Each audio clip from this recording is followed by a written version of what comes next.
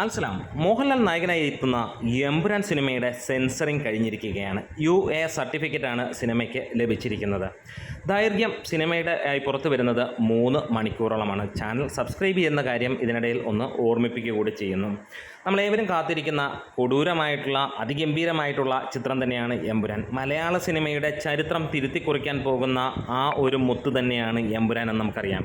ഇവിടെ എമ്പുരാൻ്റെ സെൻസറിങ് കഴിയുമ്പോൾ നമ്മളിലേക്ക് ഏറ്റവും കൂടുതൽ സന്തോഷകരമായി ലഭിക്കുന്നു. വേറെ ഒന്നുമല്ല, സിനിമയുടെ ദൈർഘ്യം 3 മണിക്കൂറാണ്. ഇനി അങ്ങോട്ട് ഗംഭീരമായ അപ്ഡേറ്റുകൾ വരാൻ പോകുന്നു എന്നുള്ളത് തന്നെയാണ്.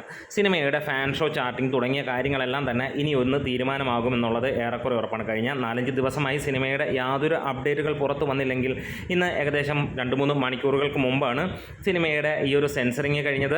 3 മണിക്കൂർ ദൈർഘ്യമുള്ള സിനിമ UA സർട്ടിഫിക്കറ്റ് ആണ് ലഭിച്ചിരിക്കുന്നത്. അത് നോക്കി വരുമ്പോഴത്തേക്ക് മറ്റൊരു കാര്യം കൂടെ വെളിവാവുകയാണ്. സിനിമയ്ക്ക് ഇവിടെ കേരളത്തിൽ ഉള്ള സെൻസറിങ് ആണ് നടന്നിരിക്കുന്നത്. ഇനിയും സെൻസറിങ് നടക്കാനുണ്ട്, ഇൻ്റർനാഷണൽ ലെവലിലുള്ളതും അതുപോലെ ദുബായ് അങ്ങനെ ഗൾഫ് മേഖലയിലൊക്കെ ഉള്ള കാര്യങ്ങൾ നടക്കാനുണ്ട്. ഡൊമസ്റ്റിക് സെൻസറിങ്ങിന് മാർച്ച് 4-ാം തീയതി ആയിരുന്നു ഈ സിനിമയ്ക്ക് ഉള്ള സബ്മിറ്റ് ചെയ്തിരുന്നത്, സെൻസറിങ് സർട്ടിഫിക്കേഷന് വേണ്ടിയിട്ടുള്ളത്. ഗൾഫിൽ മിക്കവാറും അടുത്ത ആഴ്ചയായിരിക്കാം സെൻസറിങ്ങിന് പോകുന്നത്. സിനിമ ഇതിനോടകം തന്നെ 700 സ്ക്രീനുകൾ ലോക്ക് ചെയ്യപ്പെട്ടിരിക്കുകയാണ് മലയാളത്തിൽ നിന്ന് മാത്രമായി. അതായത് 3500-ന് മുകളിലുള്ള ഷോകളായിരിക്കും ആദ്യ ദിനത്തിൽ ഉണ്ടാവുക എന്നുള്ളത് ഇതുവരെ. അതായത് ഒരു 1000 ഷോയും കൂടെ നമ്മൾ എക്സ്പെക്റ്റ് ചെയ്യുകയാണ്. കാരണം ലിയോ പോലെയുള്ള സിനിമയുടെ ചരിത്രം തിരുത്തി കുറിക്കണമെങ്കിൽ തീർച്ചയായും ഏർലി മോർണിംഗ് ഷോസ് അത്യാവശ്യം തന്നെയാണ്.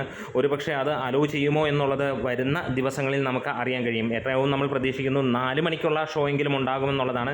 ഈ ഒരു ചെകുത്താനെ അല്ലെങ്കിൽ ഡെഡ് ടു അല്ലെങ്കിൽ ഒരു ഡെവിളിനെ നമ്മൾ ഏറ്റെടുക്കണമെങ്കിൽ ആ റേഞ്ചിൽ തന്നെയാണ് നമ്മൾ കാണുന്നത്. വേറെ ഒന്നുമല്ല, ഇവിടെ ചരിത്രം തിരുത്തി കുറിക്കും. മലയാളം, തമിഴ്, ഹിന്ദി, തെലുങ്ക്, കന്നഡ ഭാഷകളിലേക്ക് അഴിച്ചുവിടാൻ പോവുകയാണ് മലയാളത്തിൻ്റെ ഈ ഒരു ഡെവിളിനെ എന്ന് തന്നെ നമുക്ക് പറയാം.